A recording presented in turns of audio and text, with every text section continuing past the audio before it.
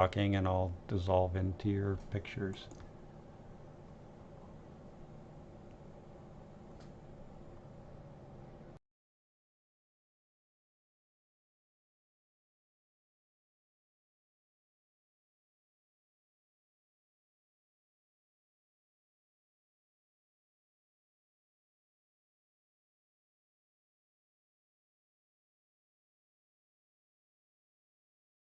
Fredericton Arts Alliance Federal Election Forum 2021. I would like to thank Tony Merzetti, our treasurer, for handling all the technology for this forum. This is our third virtual forum, so we're sort of getting used to it, and I'm hoping we've worked most of the bugs out in the past. I want to thank the candidates for agreeing to spend their time with us discussing the arts. I appreciate everyone who puts their name forward in an election to represent their neighbors in Parliament. It is that commitment coming from a wide range of political perspectives that makes democracy work. The FAA has held a forum for every election since 1999. For federal elections, we invite the candidates for the Fredericton riding, like this time. For municipal elections, we ask the mayoral candidates to talk to us. And in provincial elections, we ask each party to name one person to represent it. It's one of the things we do. Our two other flagship activities are a summer artist in residence program, which just wrapped up, and Arts News, the free weekly electronic newsletter that tells you what is happening in the arts in Fredericton. If you are not already signed up, please do so. The link is on our website, frederictonartsalliance.ca. And I welcome everyone who is tuned in via YouTube to listen to what the representatives of the political parties have to say. Your presence tells the candidates that they cannot ignore the arts in Fredericton. While we may have people tuning in from outside Fredericton, for most of us, this event is taking place on the unsurrendered and unceded traditional lands of Wolastoqey. This territory is covered by the treaties of peace and friendship, which the Wolastoqey, Mi'kmaq, and Passamaquoddy peoples first signed with the British Crown in 1725. The treaties did not deal with surrender of lands and resources, but in fact recognized Wolastoqey, Maliseet, Mi'kmaq, and Passamaquoddy title and established the rules for what was to be an ongoing relationship between nations. If you happen to be tuning in from outside the region, I invite you to reflect on the first peoples who lived in your community before the settlers arrived. Before we get into the details of the forum, we have to determine a speaking order. Normally, this would be done by drawing names out of a hat, but with all of us in different rooms, it's not so easy. As an alternative, we have arbitrarily selected a speaking order for introductory remarks based alphabetically on the candidates' first names. The closing remarks will be in reverse order. I think that almost covers my introductory role in this forum. My one last task, and it's a pleasure, is to introduce our moderator, Suzanne Alexander, publisher at Goose Lane Editions. Suzanne has been gracious enough to consistently moderate these events, and we truly appreciate her willingness and her skills in keeping the evening running smoothly. Without further ado, Suzanne, it's over to you and the candidates. Thank you, Katie, and thank you to the Fredericton Arts Alliance for organizing these events once again. I'm going to ask, first of all, however, that our technical support turn off their mics because we're actually hearing you from time to time, and it would be good if, in fact, you were muted. So please check your mics to make sure, in fact, that you're turned off. For the rest of you who have joined us, bonjour, bonsoir, and good evening, ladies and gentlemen. Thank you for participating and for joining us for this evening's event. Elections, as you know, are not once-in-a-lifetime experiences, but they do occur at regular intervals, and in each instance, you as the electorate get to decide. You get to cast your vote for the person who would most effectively represent you, your interests, and those of your community in the Parliament of Canada. This election appears to be proceeding at breakneck speed, with candidates rushing from one place to another, some of them whom were only confirmed in the last few days. Overshadowed by the remains of COVID-19, concerns about the environment and the economy, and the conflict in Afghanistan, that the role that the arts play in society and the important role of public support for the arts have not been a highly prioritized part of the election discourse thus far. But tonight, we've asked your local candidates to focus on this very issue. and it will be your opportunity to listen, to ask your own questions, and to gather information to make an informed decision. As moderator for this evening's forum, it's up to me to introduce the rules of the event. Comme modérateur, je vous présente les règles du jeu ce soir. Following short introductions, each candidate will be given 2 minutes for opening remarks, in alphabetical order, as Katie Fitzrandolph has said, based on their first names. Then, several questions submitted in advance to the Fredericton Arts Alliance will be asked of the candidates. All candidates will be given 2 minutes to address the first question, proceeding in alphabetical order based on their last names. And don't worry, I will prompt everyone so that you'll know when to speak. For the next 3 questions, 2 candidates will each be given 2 minutes to address each question, again in alphabetical order based on your last names, but this time in reverse order. We're going to really mix it up tonight.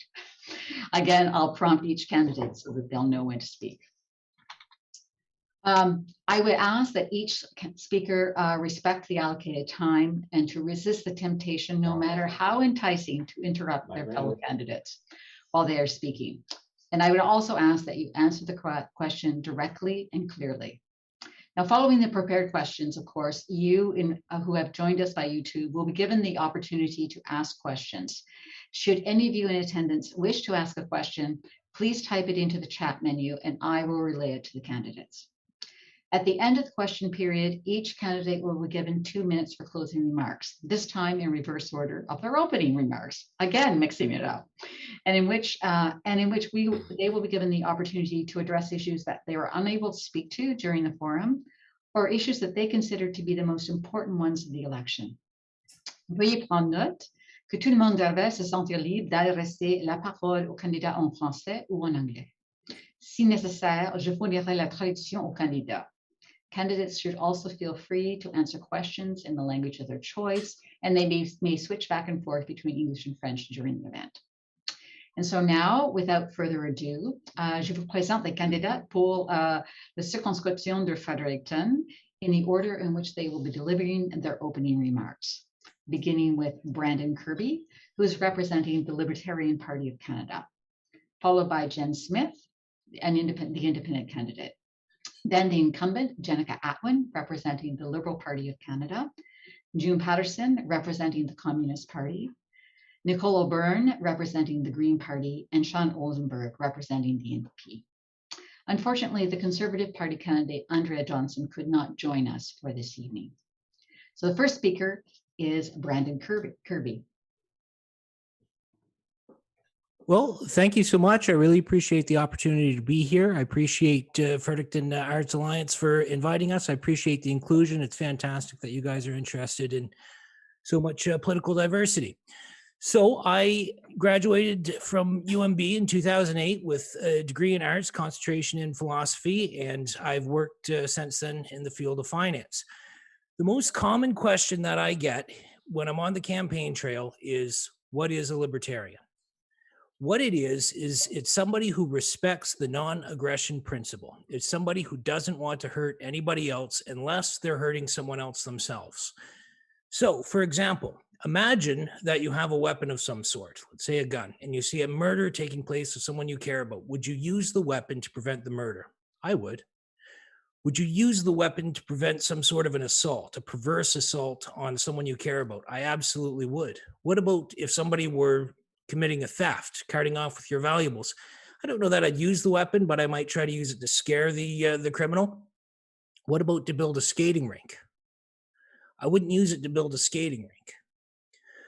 The problem with taxation is that it's taken by force. It's done via extortion. If you don't pay your taxes, eventually guys with guns will show up and take your money. First, your accounts will be garnished, but eventually they'll take your money from you, guys with guns. It's taken via force. So we don't believe in that. We don't believe in any violation of the non-aggression principle. So, for example, the Saudi arms deal. We don't like that the Liberals and the Conservatives have made Canada complicit in the genocide in North Yemen. We don't like that our planet is being poisoned to the point where it could be uninhabitable in 150 years. We believe in leaving people alone in a message of peace and prosperity. Thank you so much for the inclusion. It is greatly appreciated. Thank you, Kirby. And now we'll turn the microphone over to Jen Smith. Hi, good evening, everyone. Bonjour tout le monde. Je m'appelle John Smith. Je suis un candidat indépendant.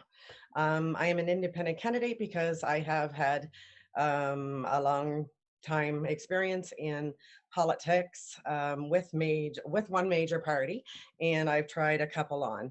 And what I have discovered over the last few years is the extreme party partisanship is not very helpful to us as people. I am very grateful for the invite here to the Fredericton Arts Alliance, and arts are very important from, finger painting kindergartners to, myself, I'm an abstract artist as well. And I believe that it is, a necessary part of education and expression, and the CBC and is a good forum for to bring local artists and people that wouldn't otherwise get attention.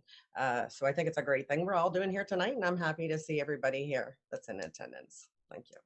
Great. Thank you, Jen. And now Jenica Atwin, the floor is yours. Thank you very much. And hello to everyone. Hello to my fellow candidates as well. It's wonderful to see you all. Thank you to the organizers. Thank you to everyone who has joined us this evening. Merci tout le monde pour être ici avec nous. Je suis le candidat libéral cette fois. It's a little different than the last time around, but it's so nice to gather again and really put the spotlight on arts and culture in our amazing city. It has been an honor to be the MP for a little less than 2 years, and to bring Fredericton's voice forward to Ottawa. We really kind of raise some noise and put Ottawa and Fredericton and New Brunswick kind of on the map. There's a lot of talk and a buzz about our city, and I think that's a great thing. So I'm just really impressed by everyone's efforts so far in the campaign. I just wish you all the best of luck. But of course, we've gathered here tonight to speak on a specific issue as well. And arts and culture have always been a priority for me. And it's because it brings us together. It brings people together. And I wish we could be together in the same room this evening, but I'm also thankful for this online format. And we'll discuss a little bit later on as well about kind of the ways that we can do better in our online formats as far as, the Broadcasting Act and different, the tech giants that are kind of taking over a little bit. So I'm really excited to see how this conversation kind of pans out this evening. And certainly, again, arts and culture helped us get through COVID-19. Book sales were record highs in Canada over the last year. We turned to our favorite shows streaming online, but of course, we want to be at those live performances. We want to be at the Playhouse. We want to watch the Calathumpians perform and to our beautiful crowds here in the city. So it's it's an important topic, and I'm so pleased to be here with you all. And just thanks again for the invitation, and let's have some fun as well. Thank you. Great, thank you. And nobody has actually reached their 2 minutes yet, which is great. June Patterson, over to you. Hello. My name is June Patterson, and I am the Communist Party candidate for Fredericton. I am a grocery store worker. I'm 23 years old, and this is my second federal election. So I just thank everybody. Thank you for the invite. Thank you for everybody watching. Well, we're talking about the arts, so I wish that I could tell you that voting a communist into parliament would make all artists wealthy and successful in their fields, but we have to be realistic. Artists in this country, they have to find success in their artistic field, but also often they have to hold down a second job to support themselves. Many artists are employed in precarious work, in jobs with no or little job security. And this is because we have not developed our arts and culture industries as a country very well. And in fact, we've let them decay. People deserve to make a living wage from their work, and whatever that work may be. And that means we have to create good jobs with good wages. And Canadians deserve a strong, publicly supported art scene, so all artists in Canada can make a living from their work.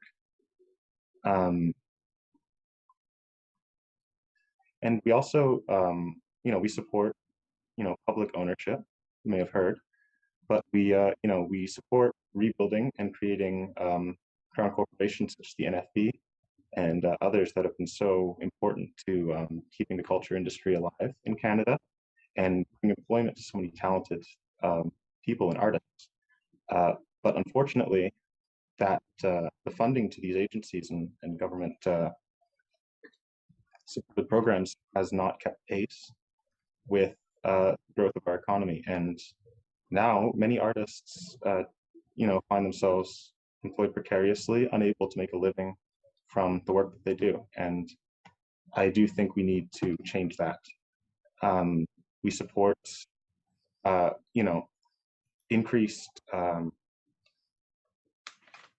construction of theaters, galleries, museums, spaces for film and music production, preferably all freely available to all people, so that we can create a country overflowing with beautiful art and culture, a country that we could have, but unfortunately, apparently we don't have the political will to create.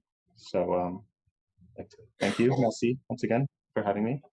Thank you. Thank you, June. Next up is Nicole Auburn. Hi, everyone. It's fantastic to be here to talk about these important subjects. I was thrilled to see the questions that were submitted so that we could think about them a little bit ahead of time. I did want to say that I'm married to Greg Erickson, and my mother-in-law, and I have to say this in this particular crowd watching, is Penny Erickson, who of course helped start up the Charlotte Street Art Center. And so I think you'll agree, I have a very good mother-in-law when it comes to the arts. And we certainly go to the Playhouse and all sorts of shows all the time. So it's a real shared love and passion in my family and in the family that I married into.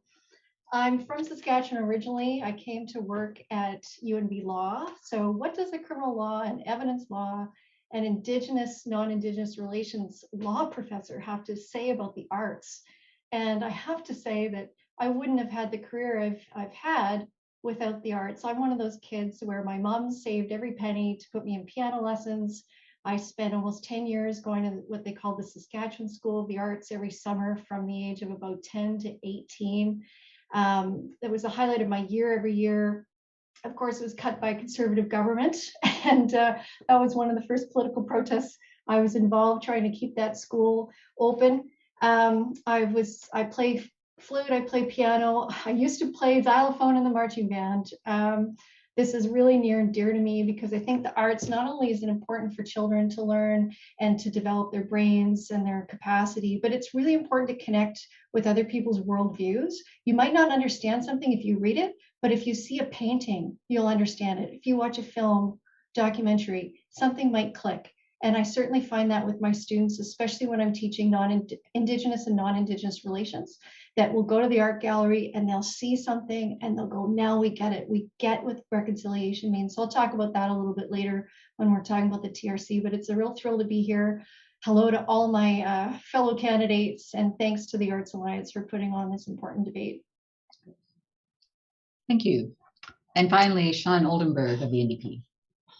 Hi there. Thank you, everybody, for having me. I appreciate the opportunity. I am probably one of the newest people into politics and the least talented or artistic, so I apologize in advance for that. I do love a good painting and great music, but I could not tell you what the painting means. I'm a simple visual fella, but I'm here for the NDP to support you people. The NDP has always supported the arts and culture community, and they're dedicated to rebuilding and supporting you. And you need a stronger voice in Ottawa, and that's what I hope to succeed with.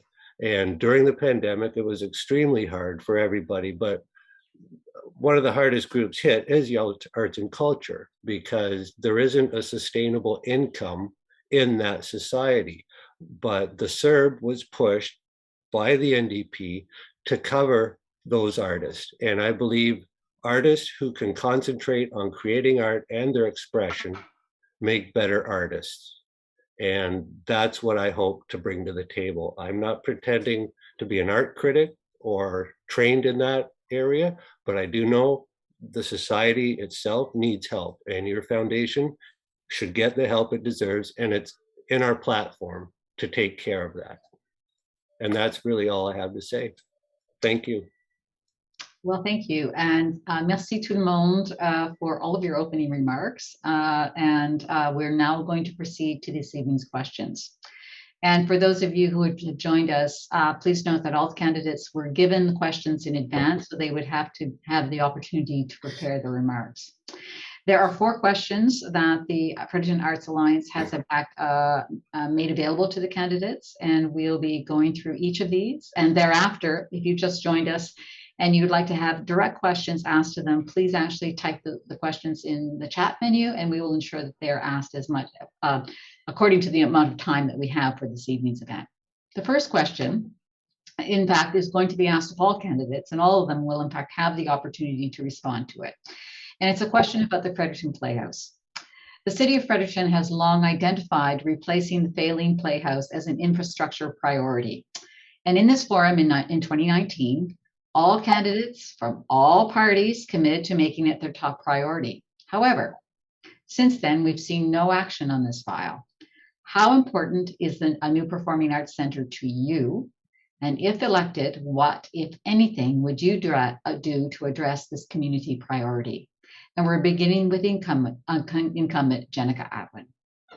Thank you very much. Thank you for this question as well. I will say, where the mention of kind of no action is something that I take very personally. I was the member of parliament for the last just under 2 years, and I will say the Playhouse has always been a priority of mine. So some of the things that I was able to do, I letters of support, letters to the ministers to ensure that they knew that this is something that Fredericton needs.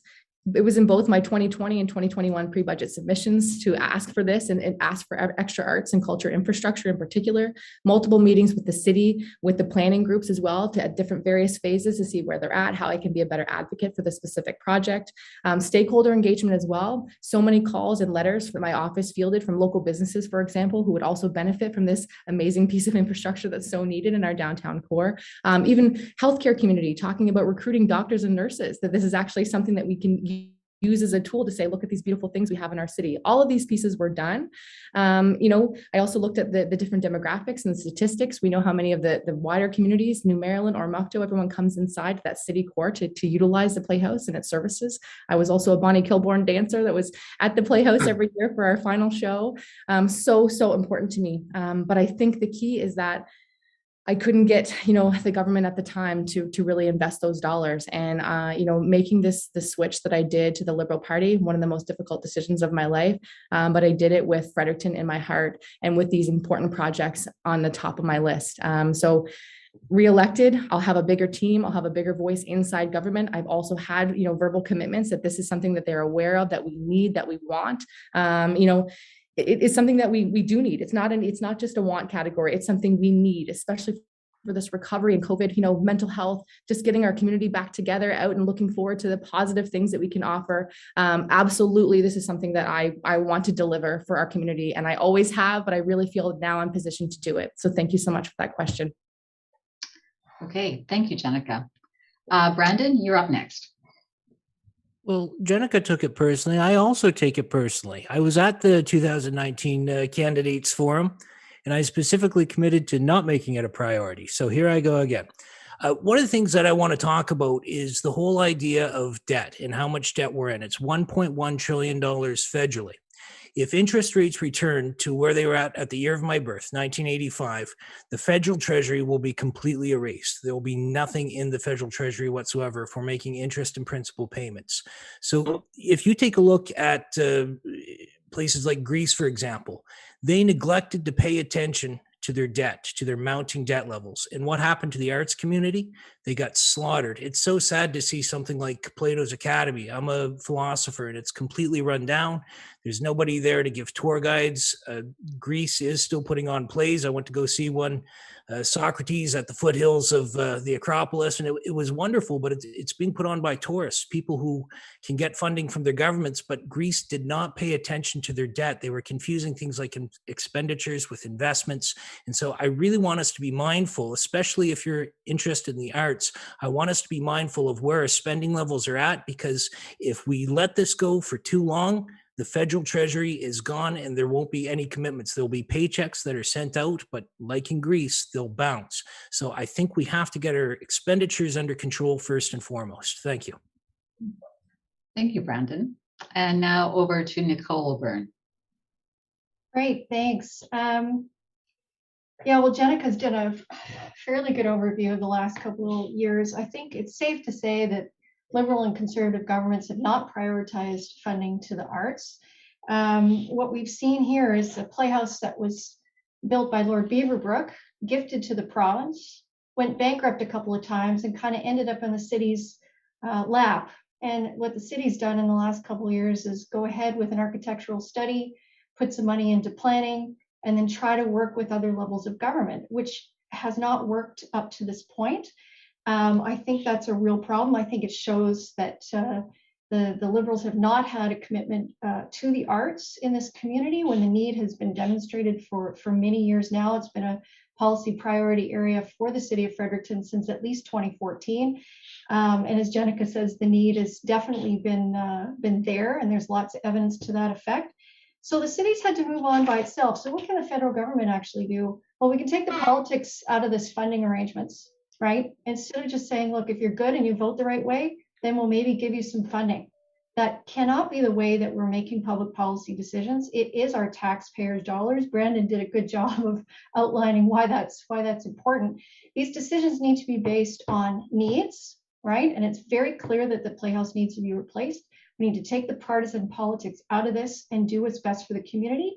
And the federal, provincial, and municipal governments all have shared constituencies with shared interests in the arts. And we've seen over and over again the benefits that those kind of that arts infrastructure actually brings to the community. I'll give you an example. We're having a lot of problems with attracting and retaining doctors in our community.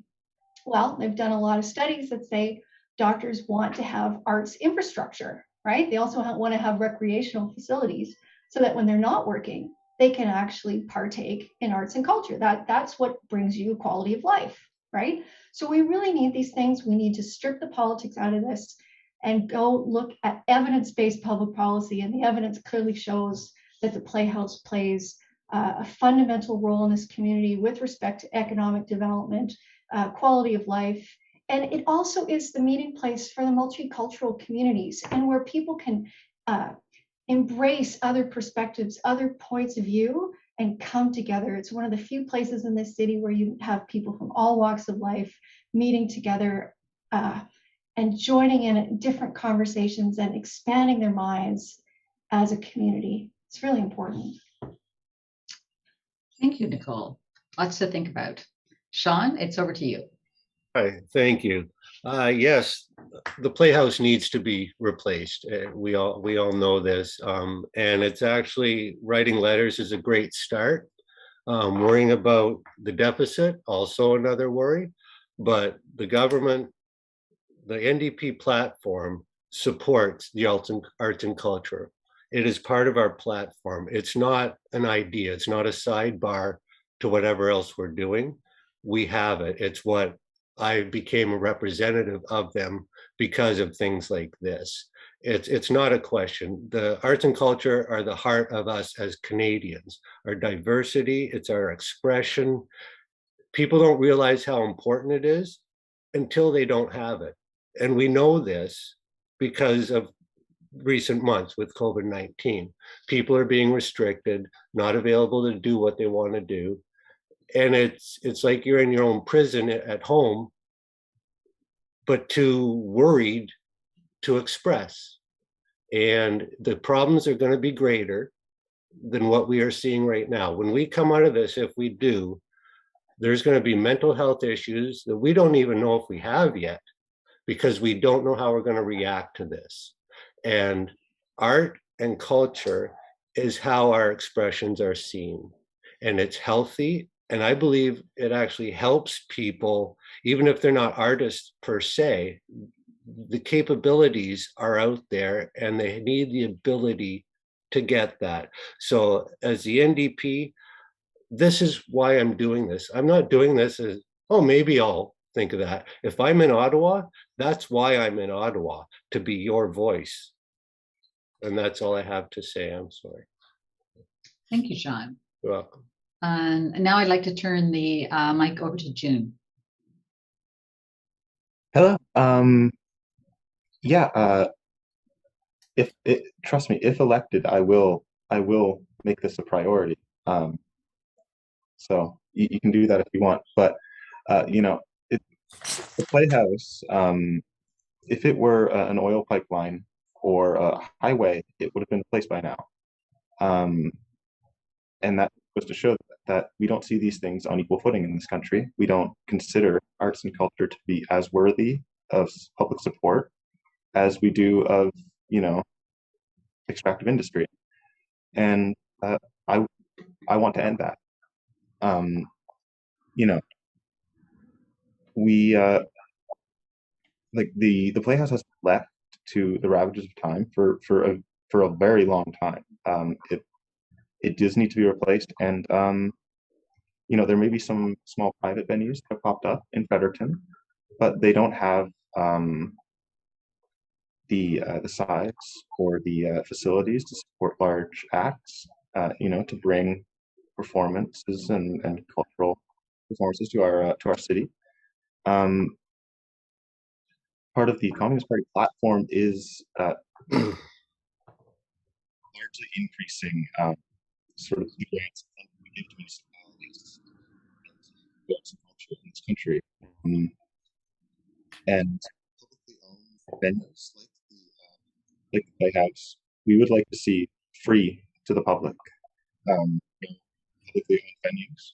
And I think they should be freely available to all taxpaying people. And I think this would help disseminate arts and culture amongst our people. It would make it much more accessible, because right now, sort of live theater is sort of seen as the territory of perhaps say the middle class. The sound's not good. June, we're losing you. We're losing your sound. Sounds like feedback. Okay. Anyway, I want to make sure that venues like the Playhouse are you know, in good condition. They are accessible to the public, and they are centers of in our city. And yes, I do believe it's a very important issue, and I think it should be it would be one of my priorities if elected. Thank you. And Jen, you get the last word. Thank you very much. Well, I agree with Nicole about how she said that it's you know, the arts itself is a way to you know, have people integrate and share, you know, from different cultures. It's absolutely fascinating. I've, you know, attended many events, some of them at STU when my son was performing, you know, for the Multicultural Association, you know, in Spanish as major, and my daughter when she was like 11, I think it was, when it was still Big Hearts for the Homeless performed at the Playhouse.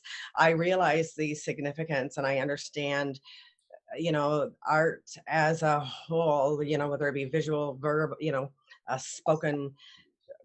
I paint, and I am also a writer. So during COVID, and somebody else had mentioned this, it was a crucial tool for me to express my creativity as well, when my mental health was sometimes, you know, taxed because of separation from my daughter and whatnot.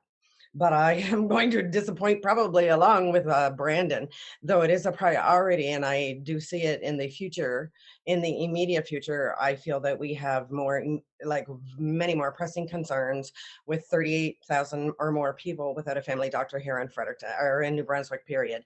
You know, the homeless. We have so many small businesses that were left behind, including artists that, you know, are having a hard time getting their works out, and you know, seniors left behind. Like, there are so many issues that I feel that we need to take care of our people first, and this is where I will use my loud, relentless voice to bring attention to the issues that take care of our people. And this is an important issue, but I would spend the money first of all on, you know, nurses, doctors, frontline workers. Our half of our province is functionally illiterate. Okay, so if you can't even comprehend and think critically or do a comparative analysis, it's going to be very difficult to learn to appreciate different things when you don't even have the money to attend something like that's happening at the Playhouse. So with our low wages, high rent, crazy prices on power, I have other priorities immediately because of the pandemic.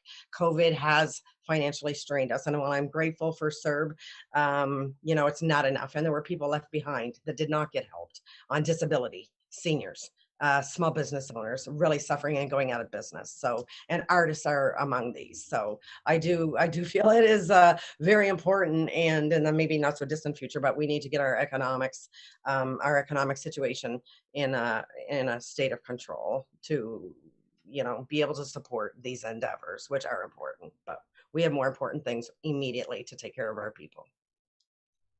Thank you, Jen. Well, we've heard a lot of different perspectives on this particular question.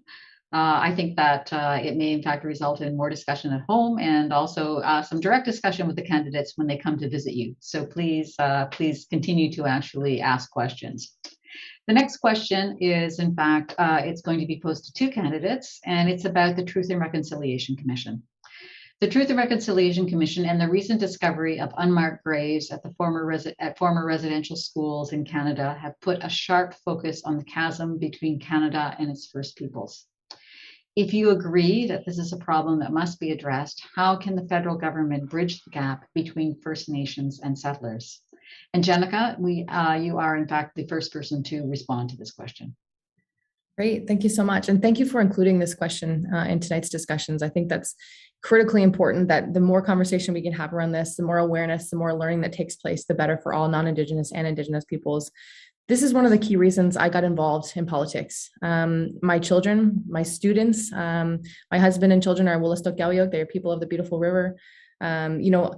Acutely aware of the issues. The legacy of residential schools has put such a burden on communities, on the health of communities, on the well-being of communities. And, we're continuing to see the impacts of that.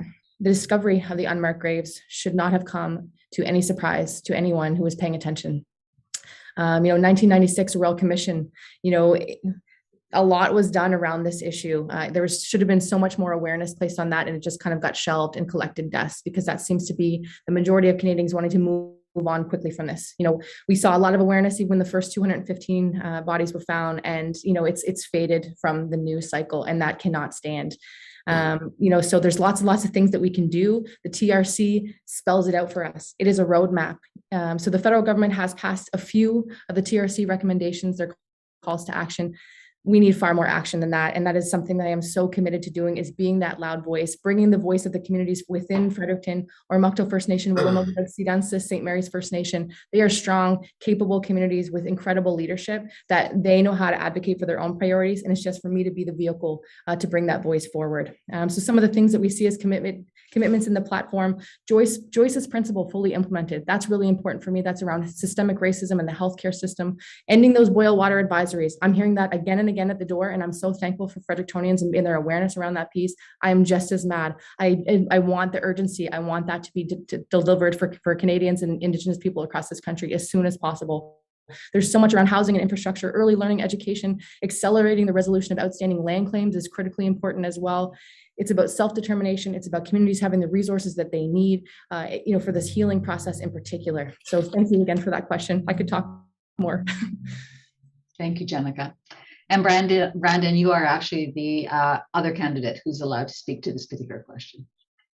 Okay, well, thank you. I appreciate that. I think one of the hallmarks of reconciliation has to revolve around poverty reduction.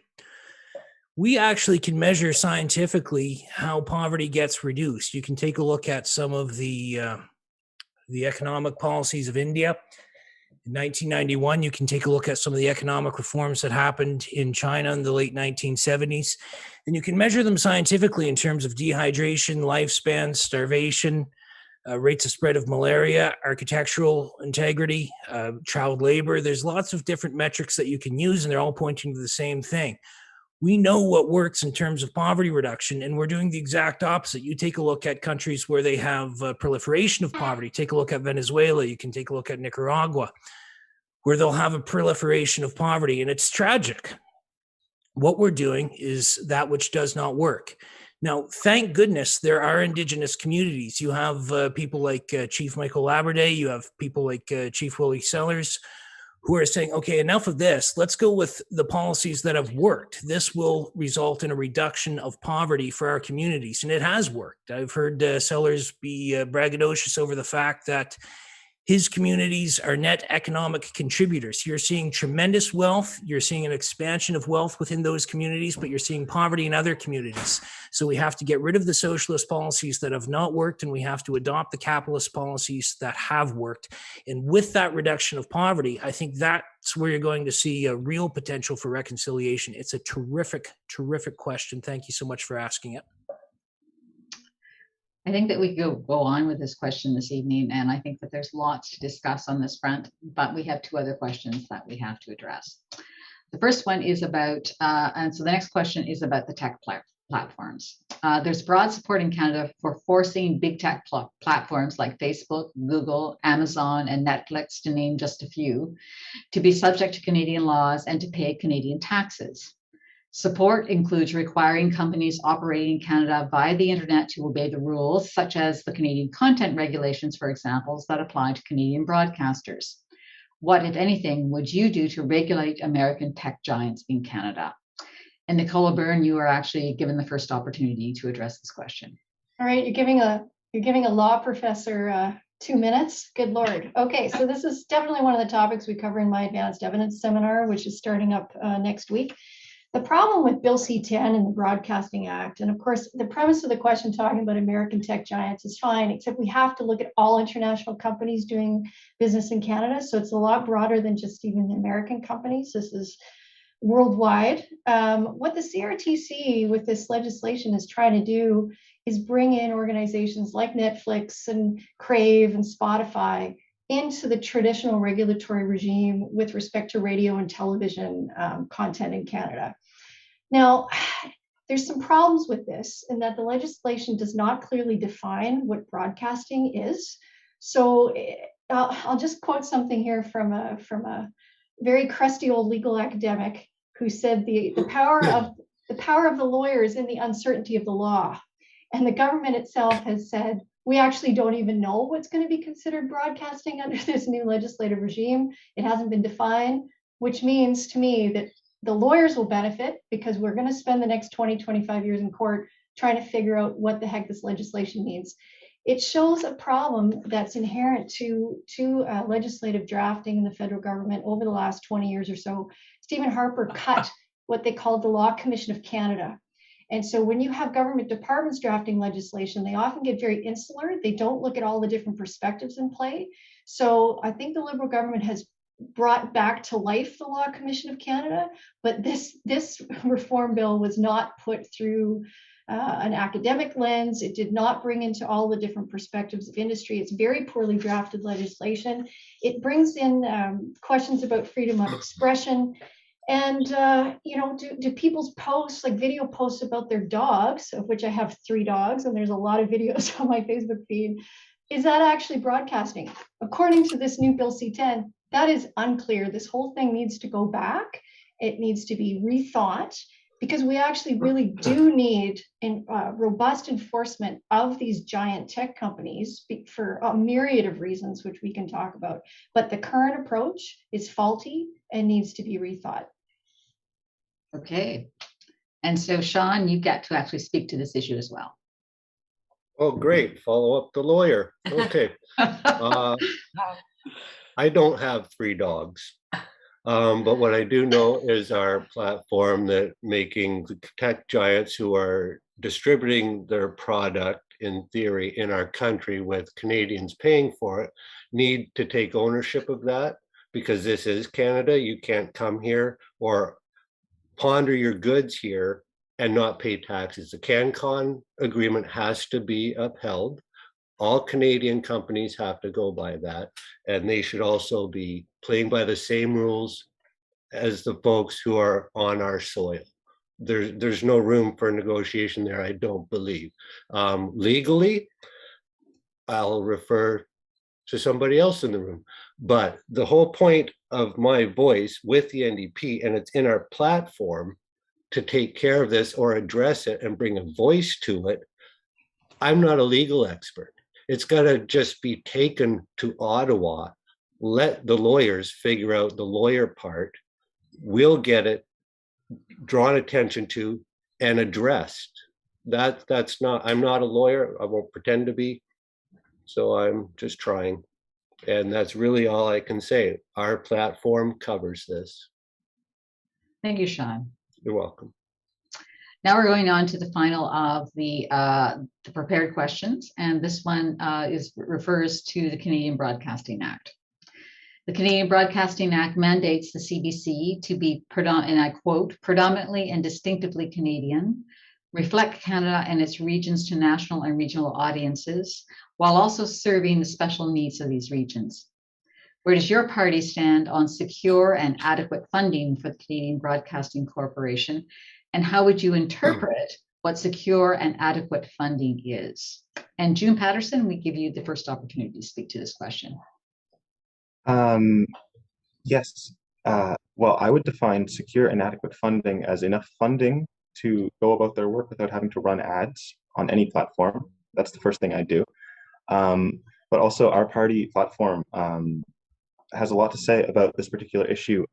We want to restore and increase funding to the CBC, invest in things like the National Film Board, Telephone Canada, APTN, Canada Council for the Arts, Canadian Museum Association. And yes, we want to halt the soft privatization of the CBC that we've seen over the past several decades.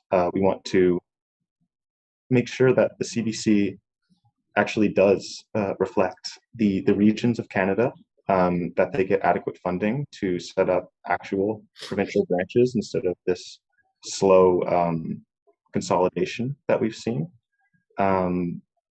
We want more than just agencies that dole out money for CanCon. We want to see publicly owned productive capacity for making our own Canadian films, radio, internet, and television series. And we want the means to share these things with the world. I think that proposals for Britain for turning the BBC almost into an alternative to streaming services such as Netflix is a very promising idea. And I would like to see, the publicly owned CBC be used to make sure that Canadian arts and culture is freely available to as many Canadian people who would wish to see it. Basically, I think we want to create a socialist Netflix. Everything's on there and you don't have to pay for it, ideally.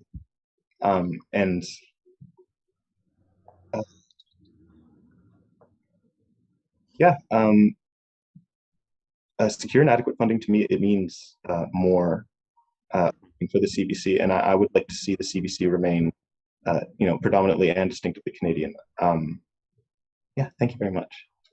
Thank you. And Jen, you get the opportunity to speak to this question as well. Thank you. I do feel that the CBC is very important, where it does cover regional, or intended to cover regional, all areas, specifically, for certain audiences, it will highlight those areas that need to be highlighted. So the funding is necessary, but I don't believe that we should be having a completely government funded media either. The same as I, really don't see it beneficial to New Brunswick to have all Irving owned media, because then you are getting one-sided. I believe, a free media, and there's all kinds of, broadcasting opportunities where we should be relying on many sources for information and not just one. I would have very big concerns about having media that is solely controlled by a government. I think that public funding or fundraising is also, like through ads or whatever, is important for any organization, especially with the media.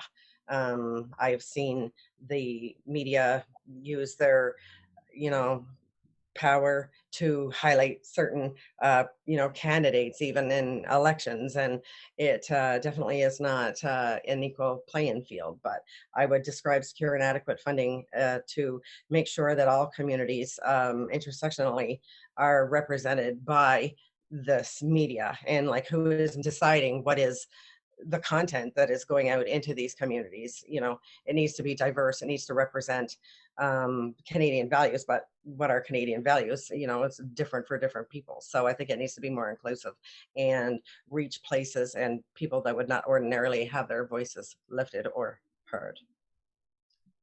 Thank you. That is the end of the prepared questions, but we now have some questions. Just for those of you who are joining in from YouTube, you have the opportunity to ask questions. We already have a few questions in, and so I'm going to actually pose these particular questions. The first is from Constantine Pasaris, and Constantine asked the following question, or asks that the candidates respond to this particular question. He would like you to name one new initiative that you would champion to correct the underrepresentation of Indigenous and multicultural artists in mainstream opportunities such as grants, funding, and exhibitions. And I'm going to ask Brandon to actually respond to this first. Thanks, I appreciate that. I think the arts tend to flourish where you see more capitalist societies, when people have time where they're not just worried about survival. When you take boiled water advisories, you take a look at basic electricity. We have to take a look at those economic policies that have succeeded, specifically in India, specifically in China. We know what policies work. We know what policies don't work. And where the arts flourish are when we are adopting these policies specifically. So I want to see more of what's going on with some of the Indigenous communities that have developed a lot of this wealth, like with Chief Willie Sellers, with Chief Michael Laberday, and a lot less of some of the socialist policies. When you see that, that's when the arts can flourish. Jen, would you like to respond to this? Yes, I actually believe that somebody mentioned it earlier about APTN network is a very crucial element to highlight Indigenous artists. I think that it's important that everybody talks about, truth and reconciliation and systemic racism and whatnot, but until we actually, like Jenica, my granddaughter is Indigenous. She's Maliseet from St. Mary's First Nation. Well, Jenica's children, sorry. I'm a grandmother. I'm not putting myself there. Sorry, Jenica, I'm like way older than you. No offense, I didn't mean that. But I think that it's very important that we integrate with each other. Like, it was so beautiful to see, the summer communities coming out in full support, showing up for the every child matters, for the tragic lives that have been lost at these residential schools. So, part of it is just integrating as a community with each other. It's not just, talk or support. You need to be, like I spent last Christmas on Oromocto First Nations with my friends. Like, it's getting to know each other and, helping support each other in our endeavors, from, all walks of life and all communities, but especially I feel very, very strongly about the Indigenous community as well, because I envision a better future for my granddaughter and for Jenica's children and for all the other, children out there, and the Indigenous community. They're hurting very badly right now. And I think it's important that we, keep supporting them and in every way possible. And there's local artists here, they set up at, like the festivals, the markets and things like that. That's a way that we can help support all artists, but there are Indigenous artists as well who are, showcasing their work here in local events that I think would be very important to, for us as a community to show our solidarity with them as well. I'm going to go back to the beginning of the question. It's a question about one new initiative that you would champion to correct the underrepresentation. June, I'm going to go to you now. Yeah, I would support our party supports the creation of more state agencies such as the National Film Board to support artists and cultural workers. And we would support creation of one that help support the work of Indigenous creators and artists as well. And we would increase public funding to the APTN as well, which is unique in North America as a Indigenous-run and focused television network. So yeah, that's what I would do. Thank you. Sean? Thank you. Well, as the NDP, that's why we're great. We have the greatest amount of women, Indigenous folks, LGBTQ running for us this year. And part of inclusion is that I want the inclusion as much as everybody else. But with the NDP, we are making it part of our platform, creating an active environment where there will be funds for Indigenous artists to have the chance for schooling, to have the accessibility, and with the dedication to having a living wage for artists gives everybody that security. And it just creates that freedom space. And that's what we have to try to do. And I believe that is the easiest approach initially, and we can build on that. Thank you. Nicole? Thank you. Louis Riel, who of course was executed by the state in 1885, said, "My people will sleep for 100 years, but when they awake, it will be the artists that give them their spirits back." So we need to really think about that. And Constantine always asks good questions. And here's what I suggested to Carolyn Bennett, the minister responsible for this, about 3 years ago when she came to Fredericton and we met. I said, there's got to be a market for the goods. You can have Indigenous artists and they're producing all this wonderful art. And if you don't have a market, then it's self-defeating, right? You can sponsor, you can have incentives, you can have all sorts of government programs, but you need a market. So here's what I suggested at the time. I still think it's a good idea. We've got cruise ships coming into St. John and they're buying Inuit art, right? There's a demand there. We're not satisfying it with local artists. So we need more artist cooperatives, storefronts, supply chains to get the things that are being created out there. And the Indigenous artists in this province are doing phenomenal work, right? Natalie Sapir, you name it. There's dozens I could name. They actually need a more of an outlet to get their products out. And then of course the profits from that get reinvested right back into the community. So I'd suggest that, Constantine. I wonder if he's got any, I'm sure I'll get an email from him later on if he thinks it's a good idea or not. I'd appreciate that too, Constantine. And Jenica, any comments on this question? Sure, thanks. And I mean, I think I'm going to agree with a lot of what was said. And I think my mind actually goes back to supporting the CBC as well, because the CBC is critical in endorsing and supporting a lot of Indigenous artists. We saw Trickster, for example, was an incredible series that came out this year and had a lot of buzz around it. So there is a commitment to fund $400 million to the CBC over 4 years with an extra eye to increase that, ensuring that Indigenous voices and cultures are present on screens and radios. So that's a concrete commitment from the platform, but to localize it as well, specifically, something I heard, I hosted a roundtable with Minister Stephen Guilbeault with local artists, organizations as well. And something that came out is that we're actually lacking in a lot of studio space as well. So I think that that's something I could personally push for is, we're talking a lot about, housing. There's also a space issue for other reasons as well, but that studio space for artists is a critical piece. So that's just something that I've heard. So that's a specific initiative to our riding that I'd really like to push for as well. But there are a lot of incredible grants. There's really been a momentum shift, I think, on the national stage for really supporting Indigenous artistry, for community gatherings, powwows. That's the other thing. I think we all need to get out and support. And again, like Jen said, show that solidarity, show Indigenous artists that they're important to us. And that's a big piece that we can all play in our community. So this is a great question. Thanks, Constantine. The next question is from Jason Barry Marshall. He asked the question, would you support a guaranteed livable wage so that artists and performers could focus on creating and sharing their art without relying on the precarious work that many of them engage in? And I'm going to ask Jen to actually answer this question first. Jen? Yes. Okay, sorry. Thank you very much. I'm actually very glad to be given this question. I'll reiterate, I am grateful that the Liberal government provided CERB. I was one of the people who lost their job during COVID. circumspect reasons, behind it. But anyways, I won't get into that right now.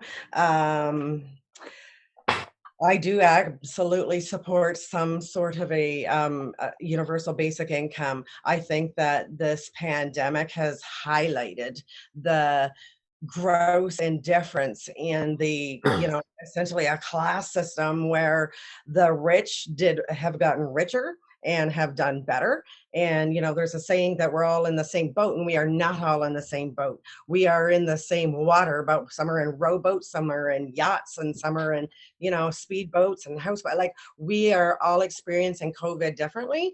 And the impact financially is devastating to everyday people. And New Brunswick is the poorest province in Canada. And we always have, well, not maybe always the poorest, but we're always right there. And we are always going to be. And this is the point where promises start coming from the, it's going to go back and forth between the Conservatives and the Liberal government. The ball's been in their court all this time, and they have failed us, both governments. And I think it's time that we have a stronger voice that will stand up for the people who really need it. New Brunswick is a very rural area, and Fredericton is, of course, the capital, and it is part of this riding, but we have rural parts in this riding that are just neglected and left out and forgotten about. And these are the people who are struggling the most, the people who are living on the streets. So a guaranteed livable income, universal basic income, whatever way you want to support it or say it, would support all those who are left behind right now.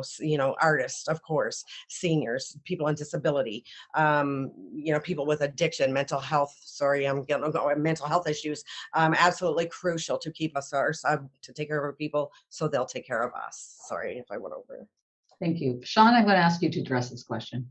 Thank you. It's a dismal outlook to have. It's not my outlook. Yeah, New Brunswick is the poorest province in the country. We have that first place ribbon, and nobody's doing anything about it. You're absolutely correct.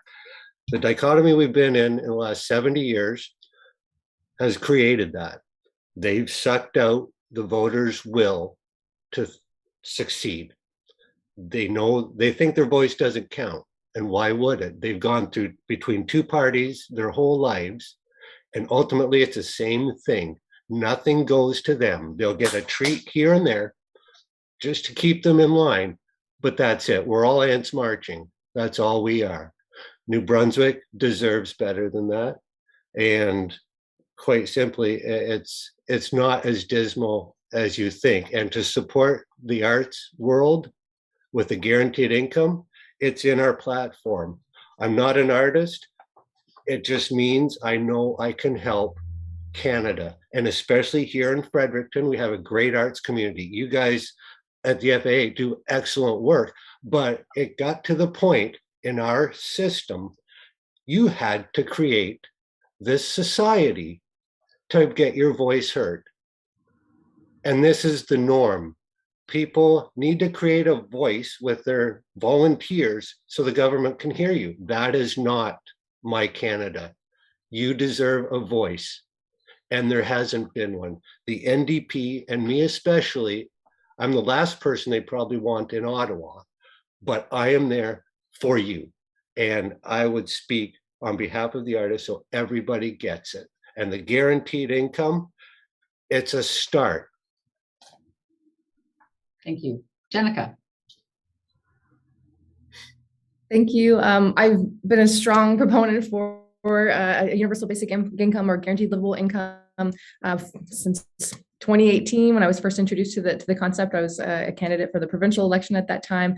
It really opened my eyes to what's possible. It's also it makes more sense economically as well. I know a lot of people will ask, how are you going to pay for that? It sounds like you're just handing out free money, but it's actually, rescaling all of our other safety social nets as well, and putting it into a more effective, broader criteria that reaches more people and closes those gaps. Absolutely, it could impact our arts community in such a positive way. A lot of people sometimes, have to take risks to really explore their creative side or take it seriously as a business. And it would be that safety backdrop that all of us in Canada should be able to count on. I kind of refer to it as this collective sigh of relief. So many times in my constituency office, when I have a phone call, those tough ones where I don't have the solution would be UBI. So I very strongly want to see this happen. I assure you, Sean, I am a very loud, strong voice for Fredericton, for New Brunswick. I am a rural girl as well. These things mean so much to me. Your voice will be heard. Even my fellow candidates, I hope, no matter what happens at the end of this, that we continue to be loud voices together and work together collaboratively, because I can tell we align on this issue. We need this. New Brunswick needs this. Canada needs this. Absolutely, I'll be pushing this as loud as I can, any chance that I get. So thanks so much for that question. I'm going to flip it over to Brandon. Jenica said we all align on this issue. I'm afraid I've got some bad news. One of the things that the approach that I want to take is I enjoy trading in cryptocurrencies. I enjoy trading in commodities. You have bond traders. I own some bank stocks. You have to really take a pause for a moment and ask yourself who profits off of all of this? Who's making money? We talk a lot about wealth gaps, but the more and more we print money to pay for things like this, the more and more people who are printing the money, people who are doing the bond issuance and the bond trading and the cryptocurrency traders such as myself, commodities traders such as myself, the more they profit. So you do see these wealth gaps that are emerging. And what it does, by printing more and more money, it causes spikes in the cost of living.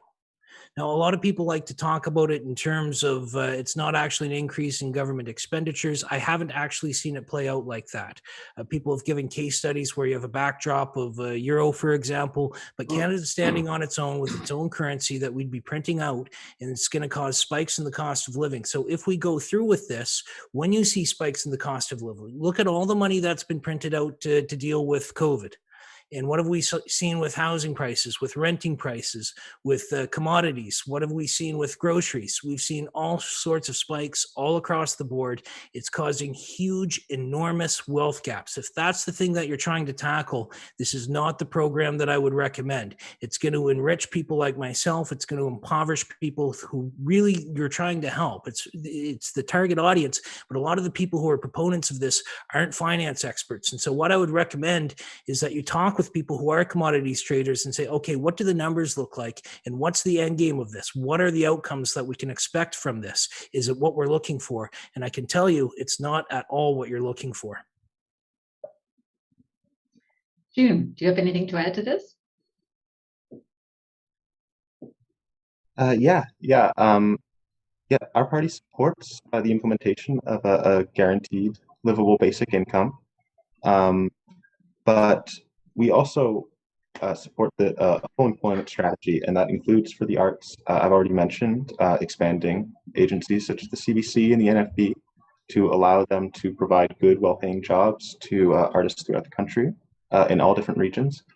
But we support a guaranteed livable basic income, but we do not support any restructuring of any other social services. We want to expand all social services, including healthcare. We don't want any adjustments to the EI program. We want to expand EI. The guaranteed livable basic income would exist as a floor to ensure that nobody falls into poverty. We do not want it to be an excuse to cut what little social safety net we still have in this country.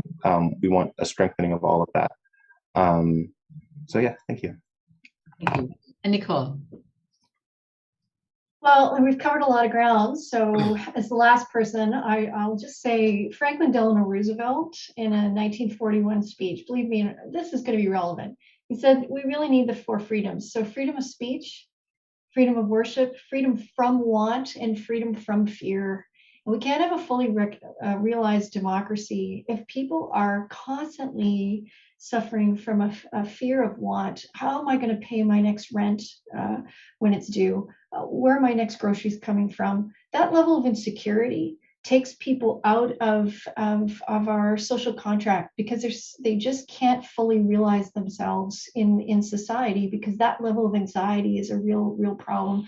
The guaranteed livable income, like other social programs before it, decreases the anxiety, gives everybody a little bit more of a level playing field, and to use a liberal phrase, equal opportunity, right? Back to Louis Robichaud, to actually say, look, you don't have to worry about the basic wants of life. Then you can actually have some time to breathe and think and you know, what do you want to take in school? How do you want to live your life instead of just living paycheck to paycheck? Because some of us have come from families where money has been very tight, and we know that it's hard to focus on other things when you're worried about living paycheck to paycheck. And COVID has been, well, a visceral reminder of how close so many Canadians are living paycheck to paycheck. And CERB came in and kind of gave a good safety net for people. And you know what? The world kept turning.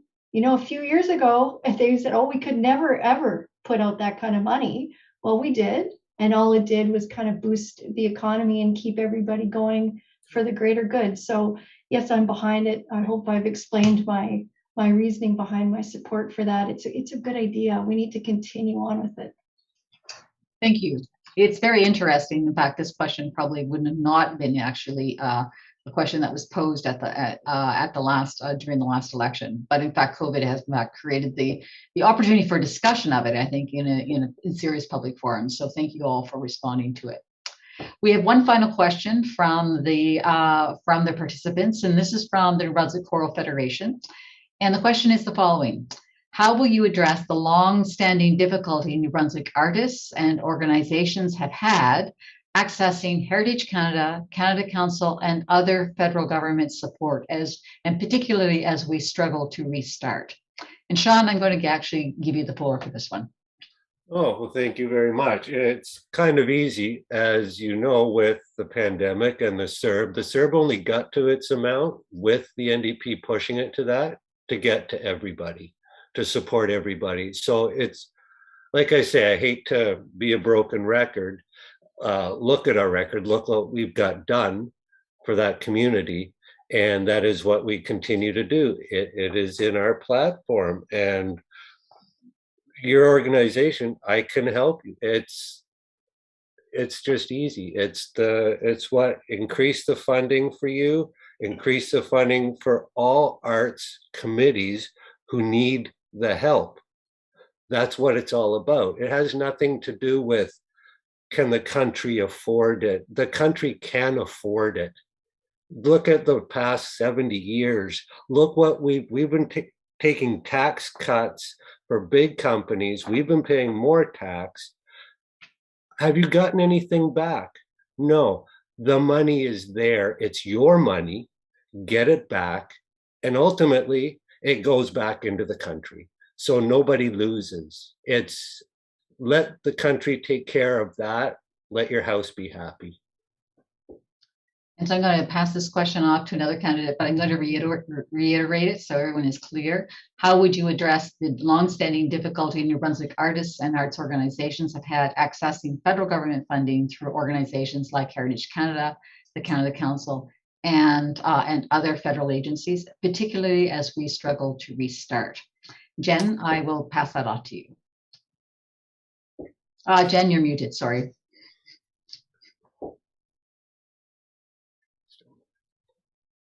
Sorry.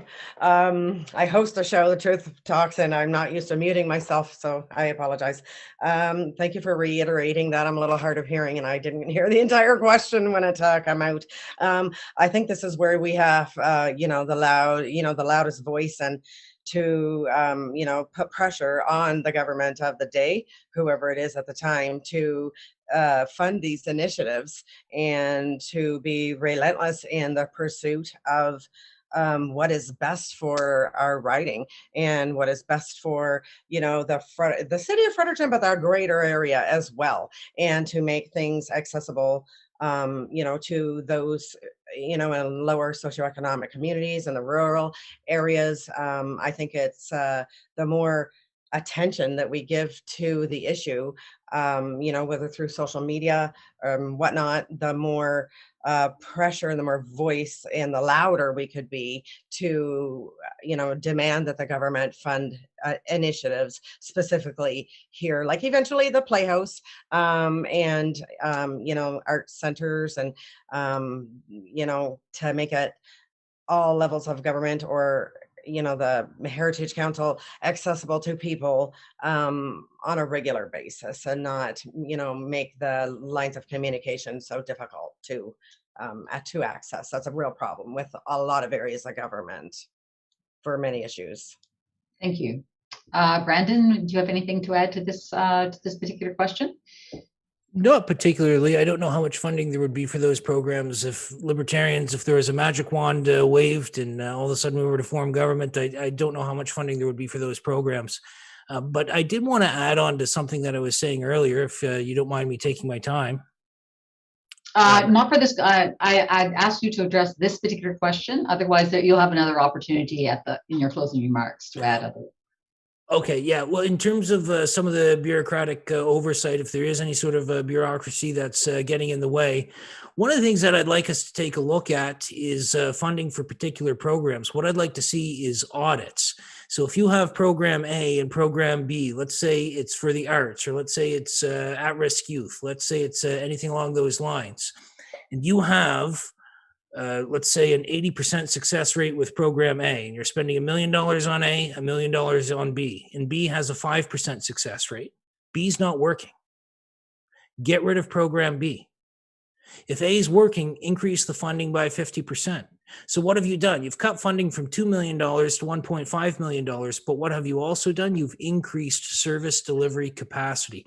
So one of the things that I want to stress is that you can increase service delivery capacity with audits. I used to do audits for service delivery programs for at-risk youth, but I'd love to see the same thing for arts. What are the stated goals? What are the expected outcomes? Here's an expected outcome.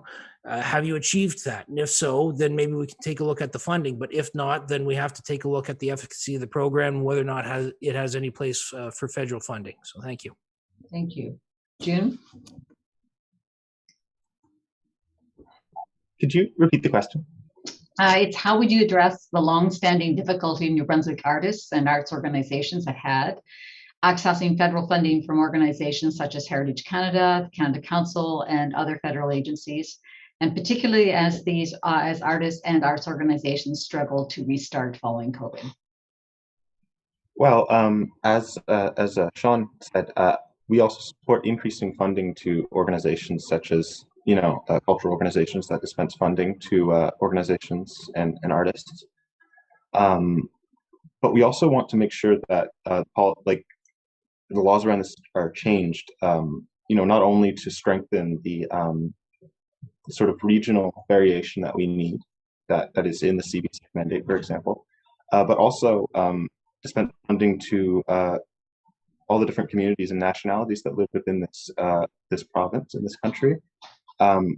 We want to see art funding given directly to First Nations, to the Acadian Nation, to fully fund their cultural programs. And not only do we want to strengthen the regional variation, we want to increase funding to more marginal areas of the country, but we also want to make sure that funding is given to all the different cultures that call this country home and all the different nations. So we'd like to see more diversity in that way as well. Thank you. Nicole? I think if anybody's ever filled out one of these grant applications, they will know that there's a lot of room for improvement. And you have struggling arts organizations, nonprofits, devoting so many human resources and time to those application processes. Okay, and I understand the reasoning, I guess, is to make sure that the money doesn't go astray and that people are accountable and whatnot. But it's gone overboard, especially when smaller organizations are spending. They have to apply to grants, right, to get money in order to pay people to write the grants to do the projects and stuff. So that all needs to be streamlined. And I've been on the board of a couple of different arts organizations where people started to run workshops on how to do this for artists or filmmakers or whatnot, because one of the problems is often artists or documentary filmmakers or whoever's trying to access the funds, it's the first time they've ever done it. So it takes a lot of time. So to get some experienced person to walk you through the process or to have more of a mentorship role is great. And that can be done on a volunteer kind of informal basis. But that doesn't tackle the ultimate problem, which is that these processes are wildly complicated, unnecessarily so, and they need to be streamlined. Thank you. And Jenica, you have the last word on this particular question. Great, thanks so much. I agree with a lot of what's been said as well. And Nicole, those applications are no fun. I used to do a lot of that as well. It certainly does take almost its own, degree to understand some of the language sometimes and how to write them. But that is an issue for sure. The other piece is we need perhaps an expanded criteria. So I gave the example earlier about having a roundtable with Mr. Gilbo, and what came out of that with some of our local artists and organizations was, for example, I'm an Irish lass, so when we have the Celtic events here in Fredericton, they have an element of competition, so it disqualifies them from some of that artistic funding that would come down the stream. But it's not always able to be presented properly to the minister, but we had an opportunity to do that, and now he's aware of the issue and he's going to look into expanding that criteria. So it's about opportunities to have that voice heard once again. There is a commitment in the platform to have within 100 days after re-election a summit on plans to restart the industry, which would have specific regional focuses, to have New Brunswick really bring their perspective, our perspective to the table, and discuss some of these issues and barriers that exist. So there is an accessibility issue as far as filling out the applications and having the skills and talents to do that. But there are many people who have those skills and talents.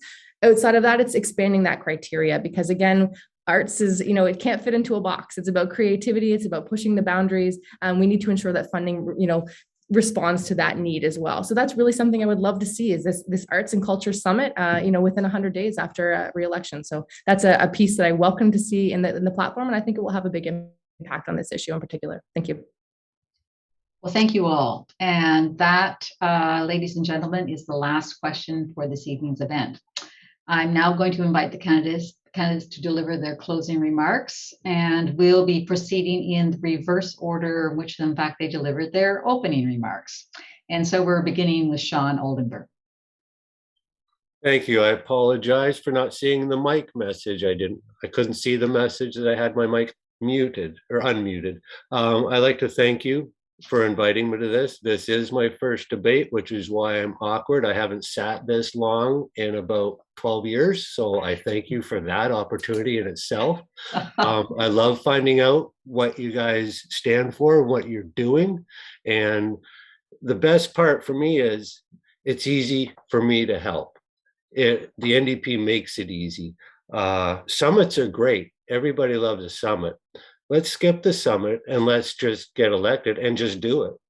There doesn't need to be a whole lot of back and forth. The pandemic has shown us we have problems in this country with our preparedness, our responses, and it shows. And why wouldn't we? There's been cutbacks forever. All we've had is cutbacks. Never have they said, hey, guess what? The economy's fixed. Let's party. No. That's it. Still cutbacks year after year. Wages don't go up. Where does the money go? We're paying our taxes. We're paying more than our fair share. I'm an everyday worker. I work today. I'm going to work tomorrow. I don't have a choice. And I'm over 50. I'd like the choice. I don't want to be working so hard. And I sure don't want my kids to have to work as hard as I have. So that's where the NDP comes in. The only reason that CERB got increased and extended is the NDP.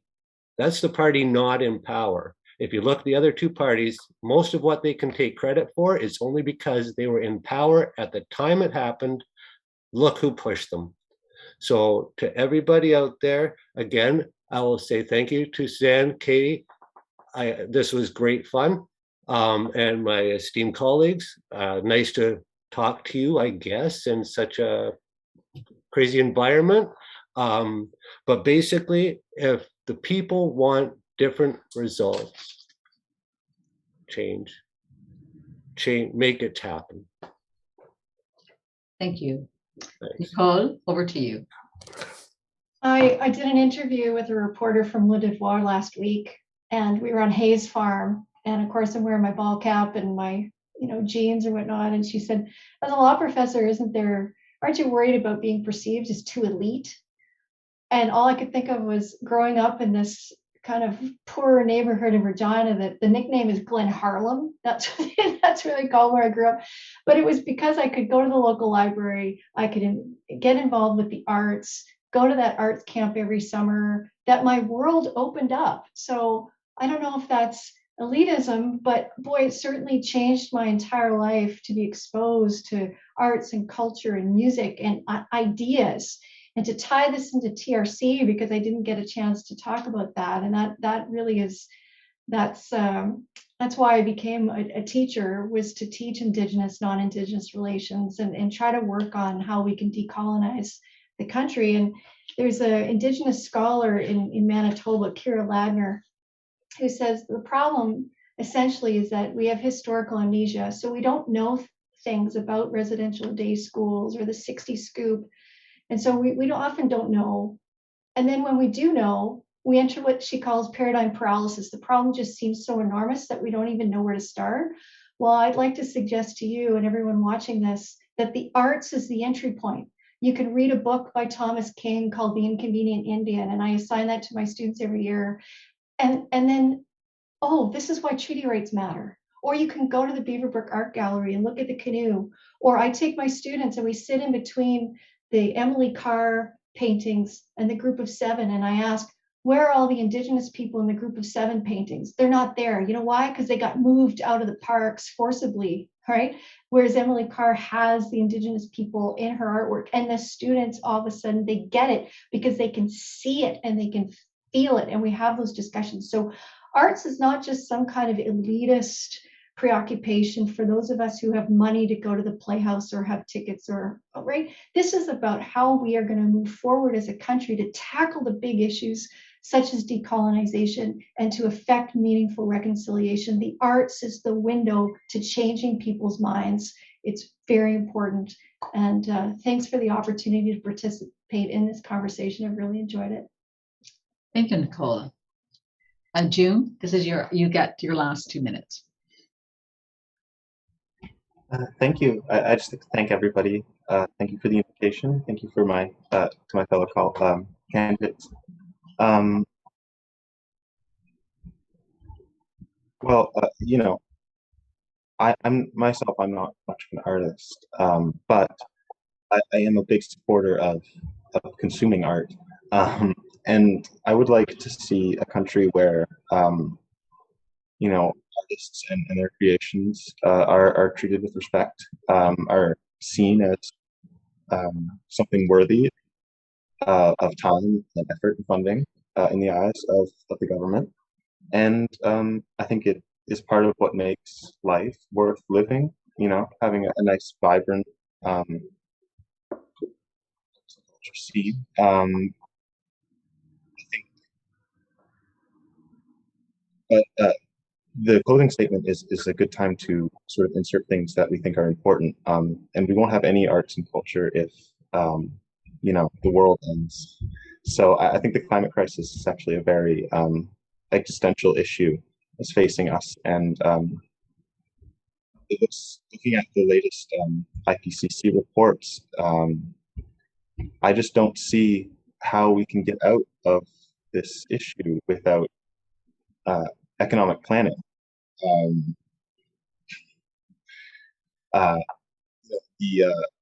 The truth is the rich and powerful who have been hoarding wealth and hoarding power for themselves are also killing this planet.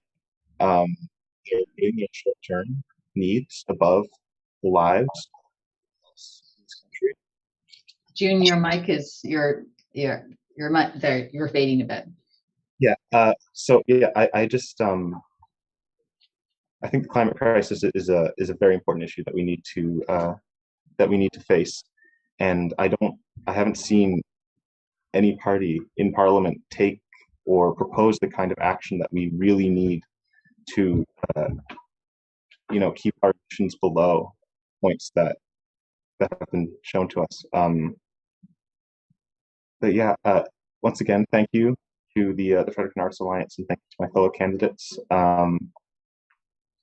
was a great time. Thank you. And I can look forward to your support on September 20th. Thank you, June. And Jenica. Well, thank you so much. And this has been a lot of fun. And Sean, for your first debate, you did very well. You know, this is what it's all about. We're engaging with our community. We are this politics is about people. I think sometimes we forget about that.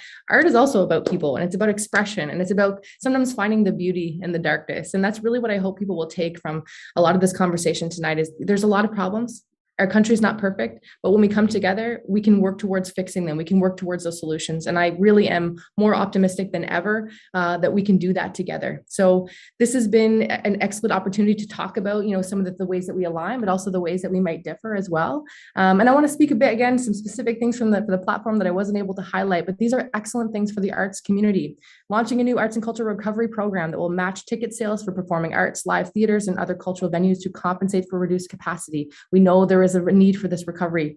Extend COVID-related insurance coverage for media production stoppages to support 150 Canadian jobs. Implementing a COVID-19 transitional support program to provide emergency relief to out-of-work artists, craftsmen, creators, authors who are primarily self-employed or independent contractors. I could go on. Ensuring the realities of artists and cultural workers are considered in the upcoming reforms to EI. There's so many things that are fundamental to supporting the arts community, and I see that reflected in the Liberal platform, and I'm really excited to be a part of it. So I mean, this is, again, it's been very exciting, and I think it's just a way for us to come together and highlight these critical issues in our community. And let's get that Playhouse built. So thanks so much. And I look forward to the next opportunity to sit with you all. Best of luck. Thank you. Thank you, Jenica. And Jen. Hi, thanks so much for the invitation. Thank you to the fellow candidates for all of your thoughts, even though we may be way off on some of them. There's always a little bit of common ground there for us to move forward with. And that's the beautiful thing about this.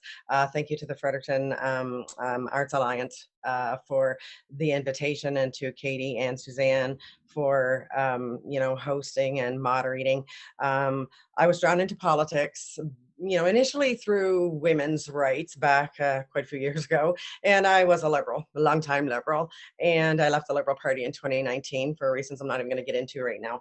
And I've tried on a couple other parties. I ran for the Green Party last year, actually, no longer with them. And, what I have discovered about parties is that, the party partisanship comes before the people. And I don't care what party it is. It doesn't matter. Party partisanship is always coming first.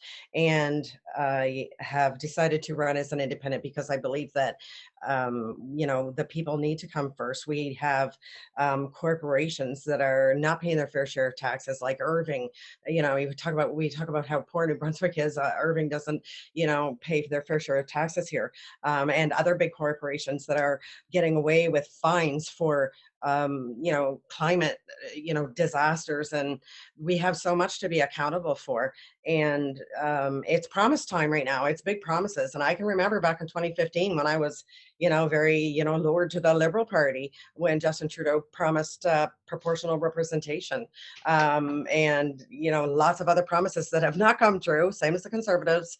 It is the smaller parties and the independent voices that push those responsible in government to be held accountable. So it's promise time right now. They're coming. There's going to be hordes of money coming. Lots of promises made, but lots of promises are going to be broken. I will not promise anything other than being a relentless voice for this whole entire riding, Fredericton included, but the rural parts of this riding and anybody who ever needs help. Thank you. Thank you, Jen. And now over to you, Brandon, for the your final remarks. Well, thank you so much. I don't know how grateful I am for you putting me in the position of being the one in between everyone in the evening libations, but here I am, and I'll do the best with the position. I do want to build on something that we were talking about previously, because it struck me that I sound like such a negative human being, and I'm really not. I'm a cuddly ball of love once you get to know me. I want to talk about cost of living, and it's something that really directly impacts artists. It's when we print out money, you devalue the dollar. And there are people that gain wealth from this, as I was saying previously. When we got rid of the gold standard in 1931, the minimum wage was about 25 cents an hour. That was the lowest one that I could find. If we had never increased the minimum wage, not once, the minimum wage would still be 25 cents an hour, obviously, but it would have the purchasing power of about $30 an hour today. So who's making that money between where it's at right now, $11 or $12 an hour, to where it could be at $30 an hour?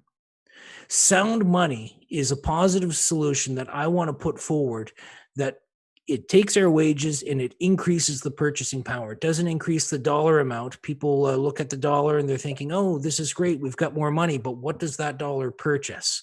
So I want to make sure that our wages are tied to commodities, and this is something that can mitigate cost of living increases that we're facing right now. With that, I want to thank you. Thank you so much for the inclusion. Sometimes I have to scratch and claw to get my way in the debates, but you guys reached out to me, and that means a lot to me. So thank you so much. I appreciate that. It's been a wonderful discussion. I always enjoy talking with the folks here, and have yourselves a great evening. So thank you. Thank you for all of you for your participation, and for those, in fact, who have joined in on YouTube and have been listening. We hope that it's been enlightening to you and very useful. I'd now like to call upon Katie Fitzrandolph of the Fredericton Arts Alliance to offer the final remarks to close this evening's event. Katie, you're muted. Thank you. Sorry about that.